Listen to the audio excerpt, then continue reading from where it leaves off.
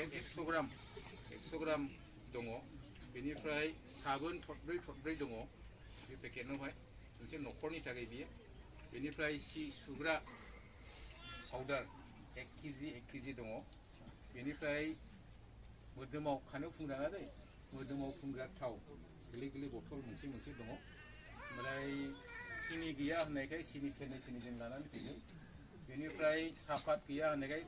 फवासे जोङो सापात लानानै फैदों गासैजों आइटेम हिसाबैब्ला 7था जायो जों बेखौ दिनै जोङो लानानै फैदों होनांगौखाय होनाङा दे खिन्थु नोंथांमोना बेखौ मोननो नोंहा मोन्थाय दङ राइट दङ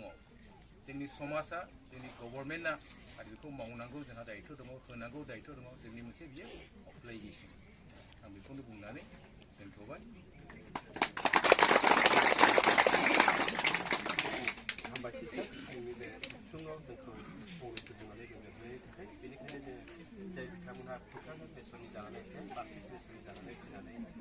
दा सुंद'ब्लाबो जोंखौ गोजोनहोबाय दा जों बिथांमोननि मुङावहाय दहाय एसेबां मिथिब्लाबो मिथिबायदि जों सानहरदोंमोन दा जों बिथांनि फंनैसो बुंनायाव जों दायो मिथिनो हाबाय क'क्राझार मेसननि जोंखौ नायनो फैदों बेनिखायनो जों क'क्राझार मेसननि जानानै बा रिलिफनि जानानै जों बिसोर आलासिफोरनि थाखायहाय जोङो आखाइ खबनानै नाजावनो आरो हामबाय बिथांमोनखौ दायो जोंनि आमटेका बाप्टिस्ट गिर्जाफोरनिफ्राय प्रेसिडेन्ट सेक्रेटारि जानानै दङ बिथांमोनाबो गावसिनि बुंनो गोनांखौ फंनैसो बुंनानै मानगोनां दिनैनि दसे समनि रिलिफ जानायनि प्रग्रामाव फैजेननाय आबादगिरि आरो सारियाव जिरायनाय जोंनि मानगोनां Bbcaनि जि गुबुन दालाय आफादफोर दङ बिनि दैदेनगिरिफोर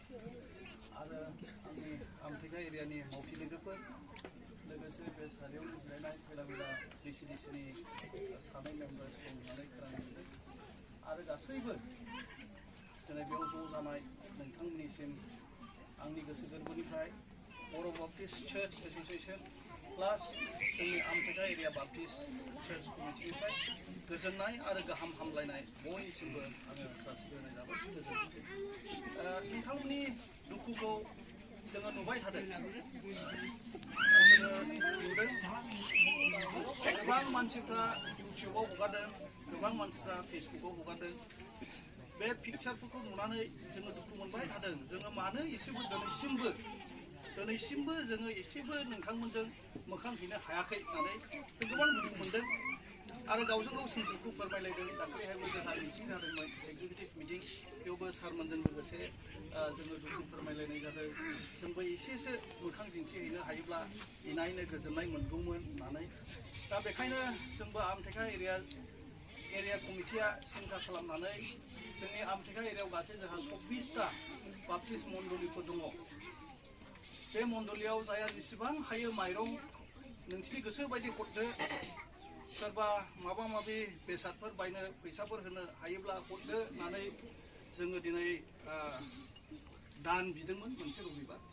बे दाननि गेजेरजों जोङो नोंथांमोननि थाखाय दिनै 416 कुइन्टेल माइरं लाबोनो हाबाय दहाय आदाया खिन्थादों गासै 101 न'खर दं निस्सय न'खरसेयाव 16 केजिसो निस्सय गोग्लैसिगोन ओमफ्राय जोङो आलु 5 केजिसो गोग्लैयो खोमा होननानै जोङो आलु 4-5 कुइन्टेल लाबोनाय जाबाय आरो लोगोसे सामब्रामाफोरखौ नांगौ फानलुखौ जों दिनै लाबोनो हायाखिसै संसार जानायाव जोङो मा होनो हायो होननानै जों सिन्था खालामनायाव फानलुआ गोसोआव फैयाखै बेखायनो खेमा होदो सामब्राम एटलिस्ट न'खरसेयाव सप्तासेनि 2 केजिसोआ जाहैगोन खोमा होननानै जोङो 2 केजिसो गोग्लैनायनि लानानै फैबाय 2.5 कुइन्टेल आरो लोगोसे थाव जोङो लानानै फैदों जोंनाव गोग्लैयो खिन्थु प्रथमाव निमाहा बिग्रोनाय जाबाय मोनसे पेकेटनिया बथलसो जासिगोन हा खिन्थु एखे अजनानो आधा लिटार जोंखौ निमाहा होदो आरो जोङो सानदोंमोन गोसोफ्राव गोबां फैयोमोनब्ला जों निस्सय गोबां होगौमोन होननानै दिनै जोङो नोंथांमोनखौ सन्तुष्ट जोंबो गाज्रि मोना आरो बिथांमोनाबो गाज्रि मोना बुङाखै लाबोआखैबो सोलियाना दा सोलिनाय बुस्थुफोरखौनो होजोबदों हिसाबै नंगौना नङा जों गोजोनबाय आरो जोंनि गामि हिसाबै आंबो सासे मालिक बायदि जानानै थायो अरायबो बेखौनो जों गामिनि जानानै जों मिथिनाय हिसाबै जों सुबिदा गैया गासैबो होफैनायाव जों खुनु माबा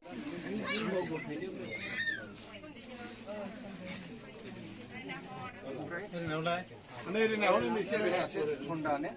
손다. 손다.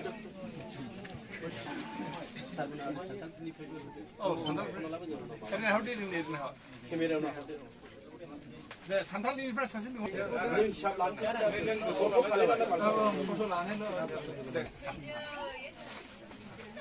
आरो सावथालर बिथोरफोरा हाब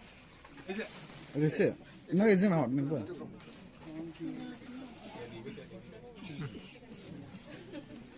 जोंनि सिसुवारि रिलिफआव फैनानै नोंसिनि आमटेका ओनसोलनि सिबियारिफ्रा गिर्जारिफ्रा जोंनो हरबाय बेखौ जों गोसो गोथारै रिलिफ कमिटिनि जानानै नाजावनानै लाबाय आरो जोङो गोसो गोथारै बेखौ राननानै बाहायसिगोन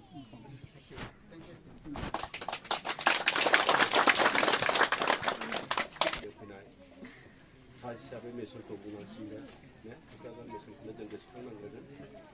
दा नोंथांमोननि अननायखौ जोङो बुजिबाय आरो मिथिबाय नुबाय आरो सिनायबाय आरो मेसननि सिङाव थानाय आमथिका ओनसोलनि ना बेसेबांबा गामि जायफोरनि दैदेनगिरिफोरनि बा ओनसोलनिफोरनि जोङो दस्राया मा जायो